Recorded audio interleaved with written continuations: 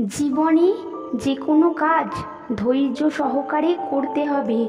যে কোনো কাজ শুরু করে প্রথমবারই সফল না হলে কাজটি ছেড়ে না দিয়ে পুনরায় চেষ্টা চালিয়ে যেতে হবে। ছোট ছোট ভুল থেকে শিক্ষা নিতে শিখুন। মনে রাখবেন, হোঁচট সবসময় পাহাড়ের সাথে নয়, ছোট ছোট পাথরের সাথেই লেগে থাকে। স্বপ্ন দেখতে শেখো, কারণ স্বপ্ন না দেখলে জীবনে কখনোই সফল হওয়া সম্ভবপর হয়ে ওঠে না।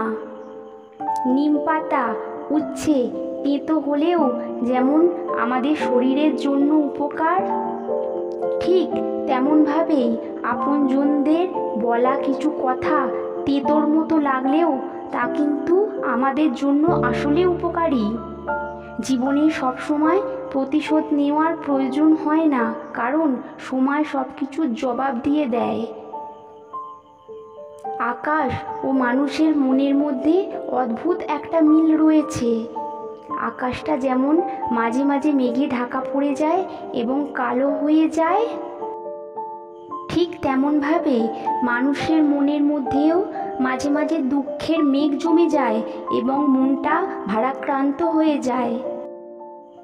আকাশের বুকে জমে থাকা মেঘ যখন বৃষ্টিরূপে ঝরে পড়ে, ঠিক তারপরই আকাশ যেমন নির্মল এবং মেঘমুক্ত হয়ে ঝলমল করে ওঠে, ঠিক তেমনভাবে মানুষের মনের মধ্যে জমে থাকা দুঃখ যখন কান্না হয়ে ঝরে পড়ে, তারপরে আমাদের মনটা অনেকটা হালকা হয়ে যায়।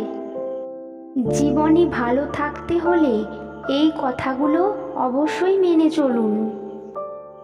যদি শান্তি চান তাহলে ধৈর্য ধরুন, ধীরে বলুন। যদি সম্মান পেতে চান তাহলে অবশ্যই অহংকার ছাড়ুন।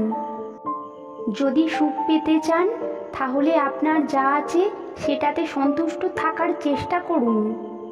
যে কোনো জিনিসই সবসময় পরিমাণ মতো হওয়া দরকার। তা পরিমাণের অতিরিক্ত হয়ে গেলে সেটা কখনোই ভালো ফল দেয় না। যেমন কথা সবসময় পরিমিত বলা উচিত, কারণ বেশি কথায় সম্মান নষ্ট হয়। আবার সন্তানকে দেওয়া আদরও একটা লিমিটের মধ্যে রাখা উচিত, কারণ বেশি আদরে সন্তান নষ্ট হয়। ঠিক তেমনভাবেই তরকারিতে স্বাদ হওয়ার জন্য লবণ দেওয়া দরকার, কিন্তু তাও পরিমিত হওয়া উচিত।